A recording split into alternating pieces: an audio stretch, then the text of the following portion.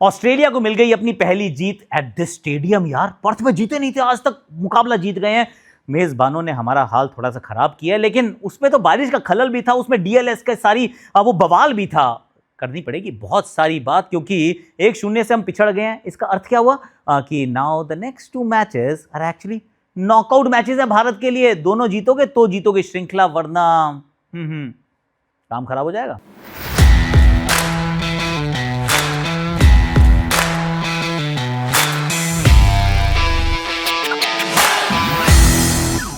Hashtag Akashvani में आप सभी का हाथ जोड़ के स्वागत है। कैसे हो आप लोग? पहले तो दिवाली की बहुत बहुत बहुत शुभकामनाएं आपको।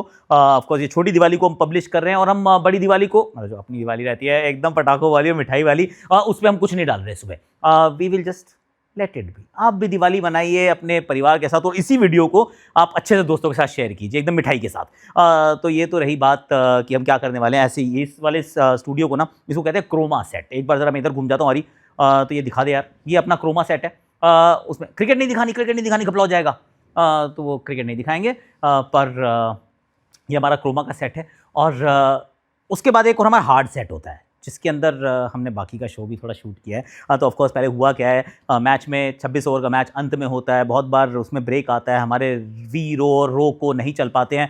हम 136 बनाते हैं, पर सामने वाली टीम को 130 ही का टारगेट दिया जाता है। 130 हमारे टोटल को कम कर दिया जाता है, उनको 131 का टारगेट दिया जाता है। कुल मिला के मैच हार जाते हैं यार। मिचेल मार्श रन्स बनाते हैं, अर्शदीप एक विकेट लेते हैं, एक विकेट वहाँ पे अक्षर लेते हैं, एक वाशिंगटन सुंदर लेते हैं। पर अंत में जो मैच था बहुत ही वन साइडेड रहा, क्योंकि 7 विकेट से इस मुकाबले को जीत लिया और 1-0 से मेज़बान आगे हो चुके हैं। ये तो रहा भैया सिनॉप्सिस मालूम क्या? वो जो पूरी किताब होती है, किताब का एक छोटा सा सिनॉप्सिस होता है कि छोटे से मैं आपको बता दी किताब में क्या है, लेकिन क्या क्या हुआ उसके अंदर। हमारे जो शुरुआती डिसमिसल्स है, जिसमें श्रेयस भी थे, जिसमें कोहली भी थे, जिसमें रोहित भी थे, जिसमें अपना कप्तान गिल भी थे, वो सब मैंने रिकॉर्ड पता है कहाँ किया? हार्ड सेट पे। This is the chroma set. Hard set की तरफ चलते हैं, और उसके बाद हम बात करेंगे डीएलएस के बारे में भी, कि ये जो गड़बड़ हुई है, और उसके बाद आप फिर वापस यहीं पे आओगे। ठीक है, चलो अभी जरा चलते हैं हार्ड सेट की तरफ। चलो हार्ड सेट में आ जाओ। रोहित शर्मा के डिसमिसल की कर लेते हैं बात, की किस तरीके से आउट हुए हैं। ऑफकोर्स थोड़े से रस्टी नजर आए। एक शॉट अच्छा था, जो डाउन द ग्राउंड उन्होंने शॉट लगाया वो बेहतर था, लेकिन उसके बाद एक बड़ा वाइल्ड हॉइक सा मारा। मैंने कहा यार ये कौन सा शॉट है? क्योंकि एक चीज़ ज़रूर आने वाली है, जो चीज़ें बदली हैं उसमें ये है कि अगर आप बतौर ओपनर खेल रहे हैं एक टीम में, ऐसी पहले भी खेल रहे थे, अभी भी खेल रहे हैं, पर क्योंकि अब कप्तान नहीं है, तो पहले क्या था, सिर्फ क्वालिटी से काम चल जाता था कि आप आइए 30-40 बनाइए, दैट वाज गुड इनफ। लेकिन अब मुझे ऐसा लगता है आने वाले समय में ये देखा जाएगा, क्वालिटी तो है ही है, which is I mean proven over long period of time, पर क्वांटिटी भी चाहिए। तो वो जो फादर ऑफ डैडी हंड्रेड्स अगर आप कहे जाते हैं, तो फिर you need those hundreds also. तो इसलिए मुझे हाइक था, वो मुझे देख के थोड़ी सी हैरानी हुई कि मैंने कहा नहीं यार, नॉट रिक्वायर्ड। पर उसके बाद इस तरीके से कुछ खुले बॉल जाती है स्लिप के अंदर, I think it was a good ball to begin with. Ball बहुत अच्छा था, पर ऐसे बॉडी का खुल जाना, ये होता है कि अगर आपकी बॉडी पूरी तरीके से खुल गई, अब इसके बाद ना जैसे खेलते हैं आप, अगर ऐसे खेल रहे हैं तो ठीक है, अगर आप ऐसे हो गए तो हाथ अपने आप इधर चले जाते हैं, और इसके बाद आप जो हैं वो पूरी तरह से वो गेंद के ऊपर डिपेंडेंट हो जाते हैं कि अब कहाँ जाके कैसे खेलेंगे। बीट भी हो सकते हैं, और ऐसे लगा तो उधर चली जाएगी, कंट्रोल 0%। तो रोहित शर्मा के डिसमिसल में ये बात ज़रूर आई कि फिर आप पूरी तरह से जैसे ये शरीर खुला तो आप फंस जाएंगे। लेकिन आज बड़ा इंटरेस्टिंग है एक्चुअली, ये जो हैशटैग आकाशवाणी आज की है ना, ये बड़ी इंटरेस्टिंग है। I will tell you why. कि अभी मैंने कहा कि ऐसे खुलना नहीं चाहिए, ऐसे अगर खुल गए तो फिर नीचे वाला पाँव खुल गया, तो ऐसा क्या होगा कि वहाँ आप आउट हो सकते हैं। करेक्ट, ये बात हुई रोहित शर्मा की। इसी समय before I go to Virat Kohli, I will tell you something about Shreyas Iyer as well. थोड़ा सा इधर आ जाओ तो फिर बताता हूँ। अब उनका क्या है, एक उन्होंने नया बैटिंग स्टाइल शुरू किया है कि पहले हल्का सा बैक एंड अक्रॉस जाते थे, अब ये वाला पाँव लेग स्टंप के पीछे की तरफ जा रहा है। और अगर लेग स्टंप के पीछे की तरफ गया, एंड ये सिर्फ क्योंकि आप क्रिकेट समझते हैं इसलिए आपको ये बात बता रहा हूँ कि जैसे ही आप इधर जाएंगे ना, तो आपका अगला स्टेप यहाँ नहीं हो सकता। अगला स्टेप जो है वो हमेशा इधर गिरेगा, ये क्योंकि बॉडी को काउंटर बैलेंस करना है। अगर आप एक पैर पीछे लेके जाते हैं तो दूसरा अगर पीछे लेके, तो आपके गिरने के चांसेस बढ़ जाएंगे, क्योंकि सीधा आपको खड़े रहना है। तो आप कुछ इस प्रकार से हो जाएंगे। अब अगर ये पोजीशन है आपकी, तीनों स्टंप्स दिख रही हैं, शॉर्ट बॉल डाली जाती है, तो यहाँ पे जो गेंद है इसको खेलेंगे कैसे? आप खेल ही नहीं सकते ना। या आप यो 2 साइड ऑन, मतलब बिल्कुल ही साइड ऑन से भी साइड ऑन के ज़्यादा हो गए कि ऑलमोस्ट आपकी कमर जो है वो बॉलर को दिख रही है। तो इसके बाद आप सिर्फ यही करेंगे, यहाँ से पीछे जो है वहाँ पे हमने श्रेयस अय्यर को आउट होते देखा। ये बड़ा इंटरेस्टिंग था कि श्रेयस अय्यर के खेल में कुछ बदलाव आया है। इनका वैसे जो है वो बॉडी बहुत खुलने लगी है, बैट बाहर से आने लगा है, लेकिन इस बार जो हमने देखा कुछ अलग देखा भैया, जिसके अंदर पैर इधर नहीं, पैर इस तरफ जा रहा है, और this is a little strange. और जॉश हेजलवुड का नंबर है इनके पास, आई थिंक 6-7 बार आउट कर चुके हैं Josh Hazlewood, short of the length डालते हैं और लगातार वो मुश्किल सवाल इनसे पूछे गए। Again I am not going to read too much into किसी भी डिसमिसल में, क्योंकि एक एक बार ही तो हुआ है, चीज़ें बदल जाती हैं, अगली बार खेलेंगे और बेहतर खेलेंगे। कोई पर्थ की मैदान, वो पिच, बाउंस, पेस हर जगह तो रहने वाला नहीं है, सो आई थिंक वो चीज़ें बदल जाएंगी। पर विराट कोहली अगेन, ऑफकोर्स आप लेफ्ट आर्मर को खेलने आप थोड़ा खोल के खड़े होते हैं स्टांस, ताकि आप उसको पूरी तरीके से देख सकें। पर आउट जो हुए वो थोड़ी सी बॉर्डर गावस्कर ट्रॉफी की याद आ गई ना, कि इतनी दूर की गेंद है, almost like you got dragged towards the ball. तो वो एक चीज़ हुई। लेकिन इसमें एक और बड़ी इंपॉर्टेंट बात थी, क्या होता है कि कई बार आप बॉल की सीम को देखते हैं और सीम से आप डिसाइड करने की कोशिश करते हैं कि बॉल कहाँ जा रही है। मिचेल स्टार्क की वो वाली गेंद जिस पे वो आउट हुए, सीम जो थी वो इस तरीके से थी कि वो बॉल जो है वो अंदर की तरफ आने के लिए तैयार है, उसको सीम को इस प्रकार से डाला गया है कि बॉल जो है वो अब अंदर की तरफ आएगी, लेकिन आई नहीं। And you know why?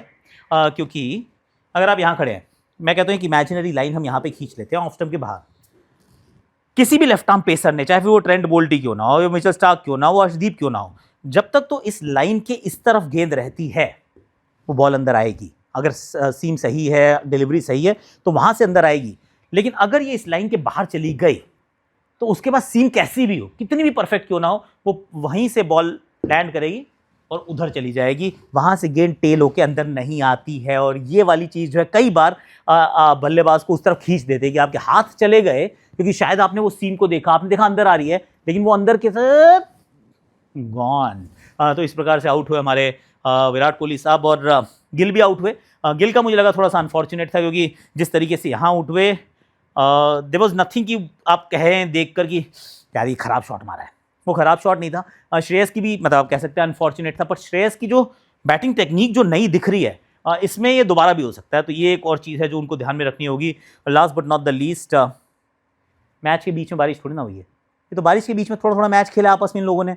तो at the time of recording 4 wicket गिर चुके हैं, मैच छोटा होता जा रहा है, और उसमें एक स्मार्ट चीज़ की ऑस्ट्रेलिया ने, वेरी इंटरेस्टिंग। जॉश हेजलवुड का ना अभी 1-2 ओवर बचे थे, मिचेल स्टार्क के बचे थे, मैच के ओवर कटते जा रहे हैं। उन्होंने कहा भैया जब तक तो, क्योंकि मैच और रुकेगा, जितने ओवर करा सकते हो करा लो यार।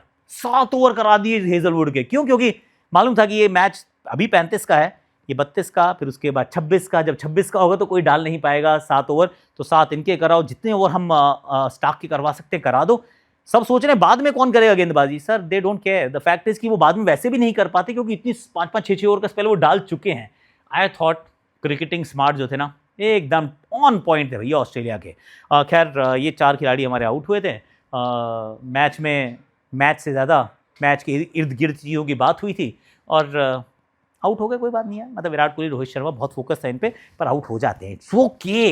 ये 3 मैच की श्रृंखला है, और ये भी सिर्फ फाइनल स्टोरी नहीं है, और उसके बाद फिर 3 मैच होंगे, उसके बाद फिर 3 मैच होंगे, तब जाके आएगी IPL। तो I think there is a lot of time, और चिंता मत करो अभी, it's okay. The only thing I will say, just last thing before देखते हैं क्या पता मैच शुरू ही हो जाए, वो ये कि फॉर्म जो है ना, अगर पकड़ भी लेंगे, हम कहते हैं चलो पकड़ लेंगे, एडिलेड में पकड़ लेंगे, सिडनी में पकड़ लेंगे, एक चीज़ ज़रूर होगी कि अगर फॉर्म पकड़ भी लिया ना, तो आप फॉर्म जब आ जाए आपके हाथ में, आप चाहते हैं उसको भुनाओ, मतलब एक के बाद एक अच्छी इनिंग्स, क्योंकि एक आधी बार तो बीच में आउट हो गए ना, लेकिन यहाँ पे ना ब्रेक आएगा 45 दिन का फिर दोबारा। That won't be a great thing कि आप यहाँ पे तो अभी सीरीज़ खत्म कर दोगे, उसके बाद नवंबर एंड की फिर वेट करोगे, फिर जनवरी के एंड की वेट करोगे। रन्स बनाने के बाद भी आपको ऐसा महसूस नहीं होगा कि आप अच्छी फॉर्म में चल रहे हैं, और अगर नहीं बनाते हैं तो उसकी फिर वो जो एंजाइटी है दैट विल बी देयर, ऐसा मुझे लगता है। आपको क्या लगता है? Do let me no in the comment section. और वो जो थोड़ा सा एक्सप्लेनेशन वगैरह था, इनसाइडर जैसे हमने बनाया, आपको अच्छा लगा तो बता देना, नहीं अच्छा लगा तो भी बता देना। मैं रख देता हूँ, अभी रख देता हूँ ये जियो हॉटस्टार का। Okay, very nice. Duckworth, Lewis and Stern method की करते हैं बात। क्यों? क्योंकि भारत ने बनाया 136 और टारगेट हो गया रिड्यूस, बन गया 130, और सामने वाली टीम को बनाने थे 131। अब आप सोच रहे हो कि सर ये हुआ क्या है, ये सडनली टारगेट ऊपर जाना चाहिए था, नीचे कैसे आ गया?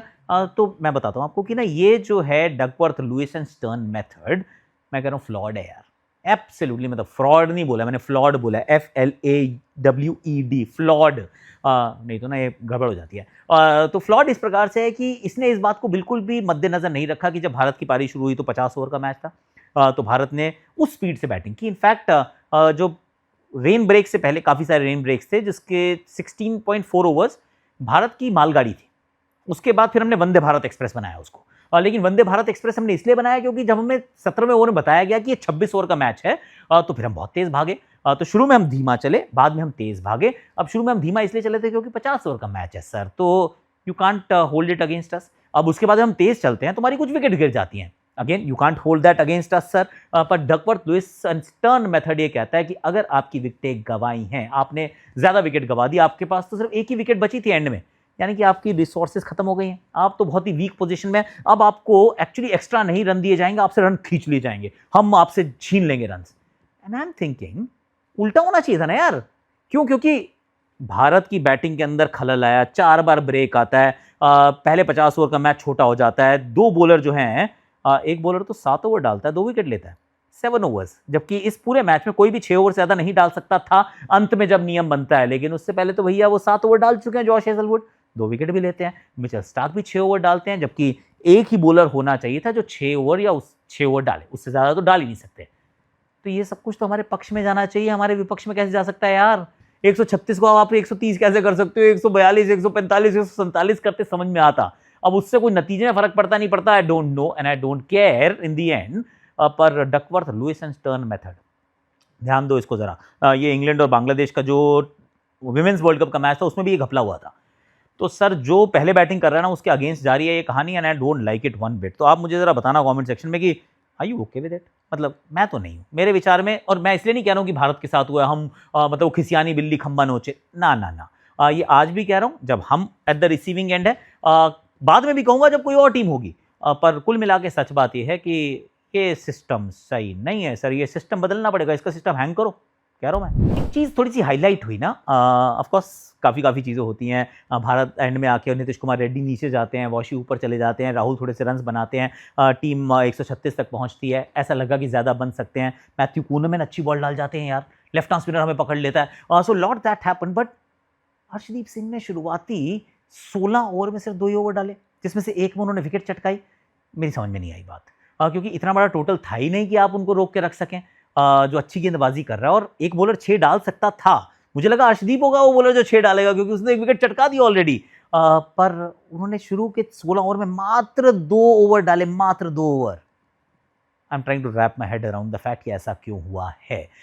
एक और चीज़ जो बाद में याद आएगी कि अगर ये हमारा फास्ट बॉलिंग का यूनिट है जिसमें हर्षित राणा अच्छी कर रहे थे गेंदबाजी, I am not going to जज हिम की विकेट नहीं मिली या क्या हुआ। कई बार होता है कि आप गेंदबाजी अच्छी कर रहे हैं पर विकेट्स आपके खाते में नजर नहीं आती हैं, कई बार आप उतनी अच्छी गेंदबाजी नहीं करते पर विकेट्स आ जाती हैं, तो ये सब कुछ होता है। बट देन अर्शदीप का जो यूटिलाइजेशन हुआ और the lack of it left me a little baffled. और बाद के लिए मैं ये कह रहा हूँ कि बाद में ये भी बात भी जहन में आएगी कि अगर हम वॉशी और अक्षर को सोचते हैं तो क्या ज़रूरत नहीं है कि हम एक रिस्ट स्पिनर को खिला लें? यहाँ तो नहीं खिला सकते थे, मेरी 11 में भी वो जगह नहीं थी एक्चुअली। इनफैक्ट 11 की बात करें अगर तो कर लेते हैं, मैं भैया जो 11 गई थी वही खेली है, तो तालियां बजा सकते हैं आप, मेरी पीठ थपथपा सकते हैं, थोड़ा सा इमोडेस्ट में हो सकता हूँ, कभी तो हो सकता हूँ ना। तो यस, जो 11 हमने चुनी थी वही खेली है, पर आज ये जाते हुए India will have to think about a wrist spinner, क्योंकि अदरवाइज गेंदबाजी के साथ विकेट चटकाना थोड़ा सा काम हो जाएगा कठिन। बुमराह नहीं है और हर्षित राणा, अर्शदीप सिंह, एक वनडे लेवल पे it's very young bowling attack. And Akshar and Washi, 2 finger spinners, can they force a wicket? Big question. Akshar, yes. Washi, big question still. And I'm back again.